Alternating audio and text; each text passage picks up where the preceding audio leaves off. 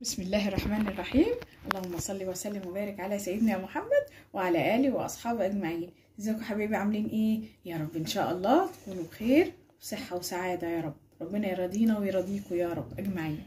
يلا النهارده اعمل لكم وصفه كل الولاد بصوا بقى كلهم زن زن زن زن كده، عايزين الفراخ المقرمشه. فايه وصفه بقى نعملوها نضيفه في البيت. هو الفراخ غاليه الايام دي معلش، بس احنا ايه يعني هنجيبوا الفرخه وسط كده، ومش هنعملوها كلها، هنقطعوا منها ترمي، نعمله شويه مقرمش وشويه ايه يعني عاوزه بقى تسلقيها، عاوزه تعمليها ابتدى هو كفته، اي حاجه. المهم ان احنا ايه يعني هنقسمه بقى فرخه ايه شويه حلوين. فدي فرخه انا ايه نصها، انا اخدت الوراك عملت منها الدبابيس اهي دبوسين، والوركين اللي فوق، وخدت ربع صدر قطعته شرايح كده زي ما انتم شايفين كده. بصوا شرايح طويله كده رفيعه، مش تخينه قوي كده، زي ما انتم شايفين كده، شرايح رفيعه مش تخينه كده. يلا مع بعض نعمل لهم الاول محلول النقع عشان تساعد الفراخ ان هي تستوي بسرعه، لان احنا هنعملوها نيه مش هنسلقوها. لما بتبقى مسلوقه ما بتبقاش قوي يعني زي ما تكون نيه لسه كده، بس محلول النقع ده هيساعدها ان هي تستوي بسرعه ومش هتاخد مننا وقت في الايه في السوا ان شاء الله. يلا معايا جربوا وصفتي ان شاء الله تعجبكم باذن الله. يلا نعمله محلول النقع. بص محلول النقع بقى ايه، لتر ميه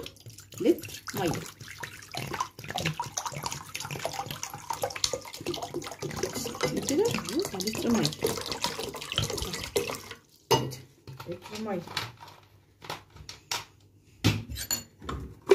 معلقتين كبار ملح اهو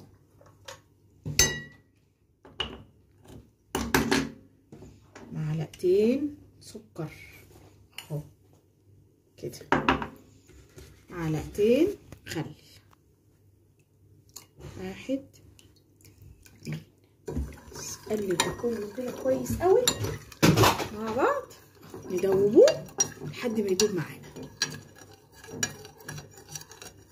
بصوا يا حبايبي بقى دوبته كويس قوي اهو، شفت الخليط كله كده مع بعض. هننزل بقى ايه اهو كده الفراخ في المحلول ده، ونسيبوها بقى ساعتين 3 قبليها بيوم زي ما انت عاوزه. انا هسيبها بشوف انا هسيبها قد ايه، حسب ما اسيبها اقول لكم انا سبتها قد ايه. هسيبها كده مع نفسها، وبعدين لما اسيبها الوقت اللي انا عاوزاه هشوف قد ايه، ساعتين ممكن، ساعه ممكن، وارجع لكم اقول لكم ايه انا هنعمله فيها ايه. يلا حبايبي نعمل مع بعض بقى سلطه الكروسلو. سلطه الكروسلو تملي بتلخبط فيها ماشي. يلا يا حبايبي سهله خالص خالص، بس انا في عندي تكه بس بسيطه في السلطه دي. انا بعمل ايه، هي مفروض بالكرنب اللي هو بتاع السلطه، الكرنب اللي بيقولوا عليه كرنب كابوتشي السلطه. انا بعملها بالخس الكابوتشي، ما بحبهاش بالكرنب. الكرنب بحس كده ان هي ايه يعني تقيله بتعمل انتفاخات. لا جربتها بالكابوتشي جميله جميله جميله وخفيفه، ويعني ايه تحسي انت بطنك مش هتوجعك، مفيش انتفاخات من الكرنبه. فانتوا جربوها معايا، عاوزين برضو تجربوها بالوصفه الاصليه بتاعتها اللي هي الكرنب، مفيش اي مشكله، هي المقادير بس بالكرنب اللي هو بتاع السلطه. بس انا عاملاها بكابوتشي، بخس الكابوتشي. جبت خصايه كابوتشي كده، جزر مبشور، 3/4 كوبايه لبن، زبدايه، كوبايه مايونيز، خل، معلقه سكر، ليمونه، وعسل ابيض. هنحطوه مع بعض دلوقتي. يلا مع بعض نحط ده كله على بعضه. بتتساب برضو، انا عملتها بدري معاكم عشان هي بتتساب شويه في التلاجة، كل ما تقعد في التلاجة بتدي طعم ولذاذه جميله جميله قوي. يلا اهو نحطه مع بعض كده بقى كده الخس اهو، قطعيه بقى صغير كده زي ما انت شايفه. كل ده لسه يعني مش تحسي ان هو كتير، لا هنحط بقى الحاجات بتاعته عليها كلها على السلطه كروسلو ايه كل ده هينام مع الجزر، دول 4 جزرات كده مع ايه واحدة كابوتشاية. زي ما انا قلت لكم كل واحد يعمل اللي هو عاوزه. عاوزة تعمليها بالكروم السلطة الابيض مفيش مشكلة خالص، اللي انت عاوزة تعمليه اعمليه، انت حرة في نفسك. 3/4 كوباية اللبن اهي، ماشي. الزبداية كده اهي. واحنا المفروض والله كنا عملنا الخلطة دي بره كده، تعالوا نعملوها بره في الطبق ده، الحاجات السهلة دي عشان لما نحطها عليها تكون ايه مقلبناش، تبقى سايلة كده وكلها تبقى سايلة بعضها اهو. معلش احنا حاطين اللبن بقى لوحده هناك مفيش مشكلة، انت برضه ايه يبقى حطيه ايه كده في بولة كده اهو، ماشي. مع المايونيز، شوية المايونيز دي هي يعني معلش هي كتير بس هي الوصفة كده، هي الوصفة كده اهو. نزل ده كله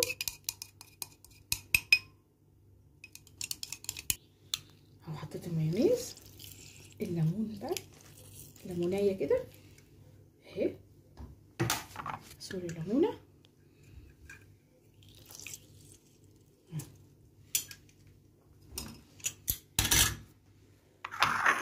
السكر معلقة سكر، معلقة خل اهو اهو، ماشي. يلا بقى معلقة عسل، عسل ابيض معلقة عشان يعادل الطعم. خلاص كده اهو زي ما انتوا شايفين. قلبوا بقى ده كله مع بعضه، هقلب بقى يا حبايبي. بصوا الخليط، بصوا سهل اهو، بصوا جميل ازاي سايل عليها بقى كده، تنزل ايه على طعمته وحلاوة الخليط ده، جميل جميل جميل اهو.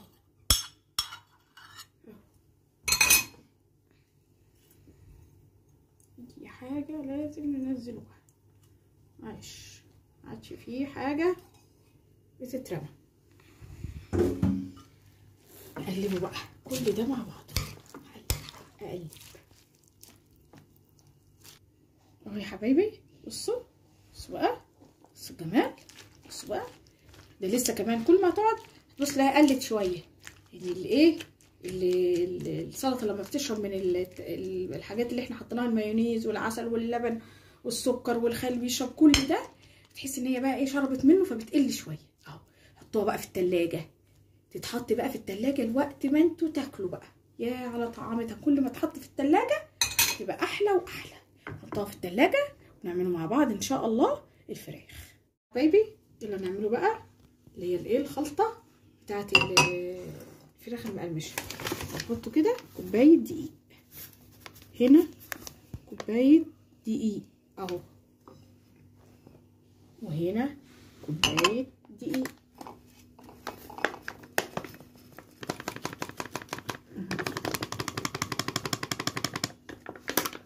وهنا كوبايه دقيق وهنا كوبايه دقيق اهو.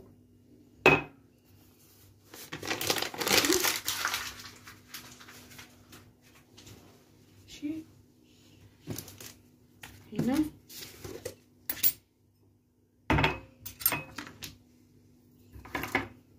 نص كوبايه نشا،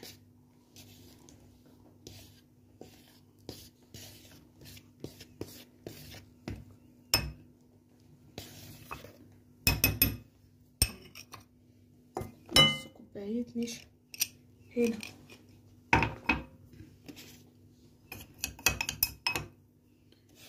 والتانية برضو اهو نص كوباية نشا اهو، نص كوباية نشا يبقى هنا نص كوبايه وهنا نص كوبايه اهو، انتوا شايفين كده. ماشي، يلا هنحط بقى التوابل بتاعتنا. شويه ملح، شويه ملح هنا، شويه ملح هنا اهو. ماشي، فلفل اسود اهو، وهنا برضه فلفل اسود. لقيت معلقه صغيره كده، دلوقتي هحط لكم المعلقه الصغيره بهارات التانية. ماشي، هنا معلقه بصل بودر، وهنا معلقه بصل بودر، هنا معلقه توم بودر، تانية معلقه توم بودر،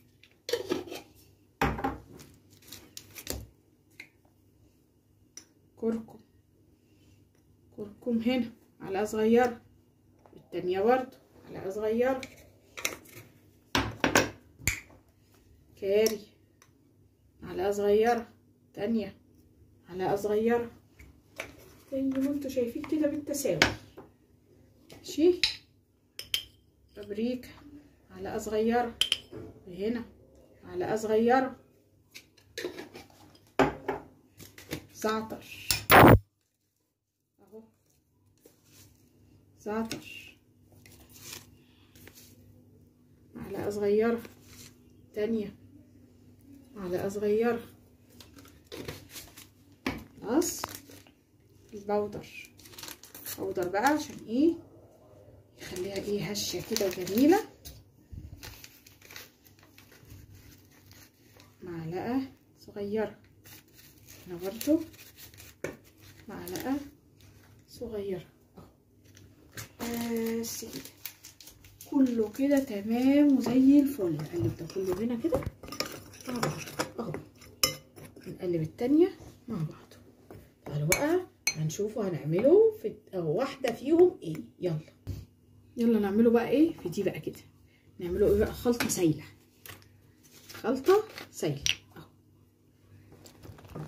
كده، زي قوام الكيكه كده. خدوا بالكم وانتوا بتحطوا الميه، قلبوا كده تاخدوا بالكم.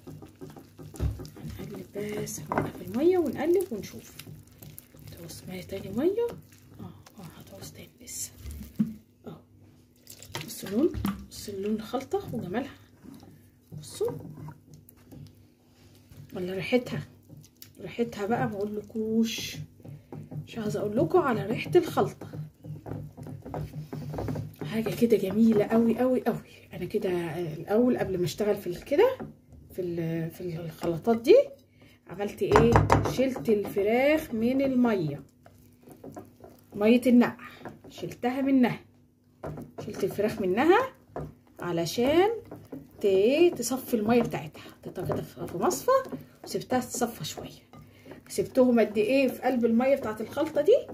يعني تقريبا كده 3 ساعات، 3 ساعات ونص تقريبا كده. سبتها في قلب الخلطه دي. بصوا الخلطه انا عاوزاها كده اهي، زي كده، لا تقيله قوي ولا خفيفه قوي، زي قوام يعني مقربه لقوام الكيك كده اهي، عشان الفرخه تشيلها. بس يلا بقى شوفوا هنعمله بقى، نحمره فراخنا ازاي. بصوا حبايبي اهو، بصوا قوام بقى جميل اهو. يلا بقى نحط الايه الفراخ بتاعتنا اهي، فراخ كده اهي. بعد ما قلت لكم احنا صفيناها من ايه؟ من الخلطه اهو اهي كده. يلا نشيلها كده بقى، يعني نصفيها سنه صغيره مش كتير اهي. بس الخلطه ريحتها مش عاوزه اقول لكم على ريحتها اهي. صفي شويه صغيره كده مش كتير اهو. ماشي كده على طول بقى على الايه؟ على الخلطه. الخلطه اللي هي ايه الناشفه.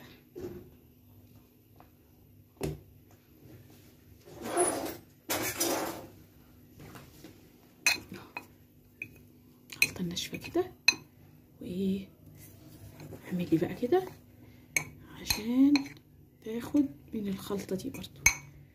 الخلطه دي فيها برضو كل التوابل دي زي دي، بس احنا يا دوبك عملنا ايه اللي هي ايه، دي سايله ودي ناشفه اهو كده. بس اعملي كده عشوائي بقى كده، عشوائي عشان لما تعمل تاني. يلا هجيب طبق احطها فيه. بصوا حبايبي، زيت غزير بقى كده في حله لها غطا، يا ريت حله لها غطا عشان تسوي الفراخ، ما تخليش فيها دم خالص. واحنا ان شاء الله فراخنا مش هتبقى فيها دم، لان زي ما انا قلت لكم حطيناها في محلول النقع. محلول النقع ده بيساعد على التسويه بتاعتها. فزيت غزير كده في حله وليها غطا، هنحطه الفراخ بتاعتنا اهو.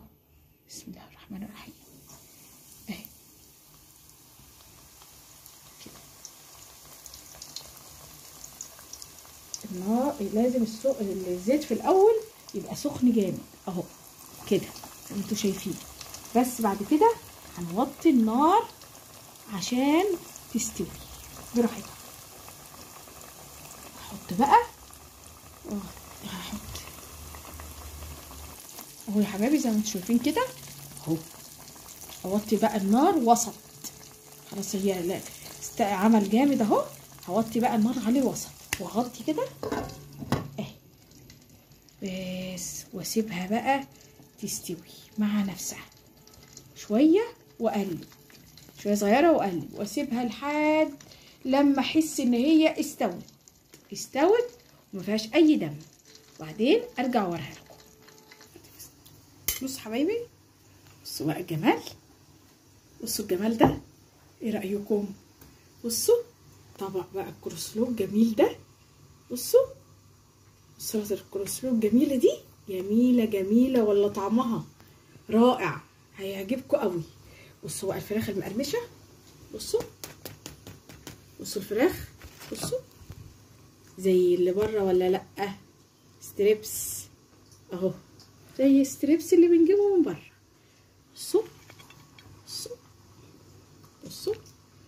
بصوا جمالها، بصوا حلاوتها، بصوا مقرمشه. سامعين القرمشه؟ سامعين؟ بصوا احلى من مره، وريحتها جميله ونضيفه، واحنا اللي عاملينها، كل حاجه احنا عارفينها.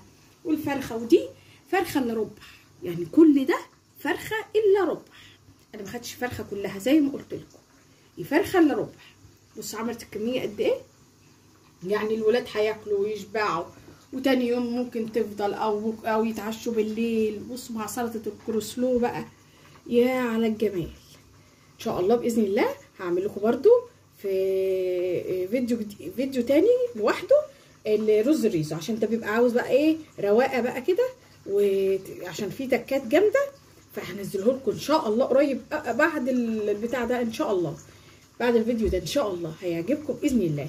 يلا حبايبي جربوا جربوا جربوا جربوا جربوا، جميل ونضيف وكتير ومش غالي زي بره. ايوه الفراخ غاليه، بس انا زي ما قلت لكم هجيب فرخه صغيره ومش هتاخديها كلها، فجربوا والله ما هتندموا، هتتبسطوا والعيال هيتبسطوا وانتوا كمان هتاكلوا، وحاجه كده لذيذه جدا. يا رب تجربوا وصفاتي، يا رب تنال اعجابكم، بالف هنا وشفا لكل اللي اكتبوا لي في الكومنتات ايه رايكم وايه اللي انتوا جربتوه، ان شاء الله يعجبكم باذن الله. اشوفكم على خير ان شاء الله. ما تنسوش بس تدعوا لي، تدعوا لاولادي، وتعملوا لي لايك، تشاركوا في الصفحه، وتفعلوا الجرس عشان يوصلكم كل جديد انا بعمله ان شاء الله. بس اشوفكم على خير، والسلام عليكم ورحمه الله وبركاته.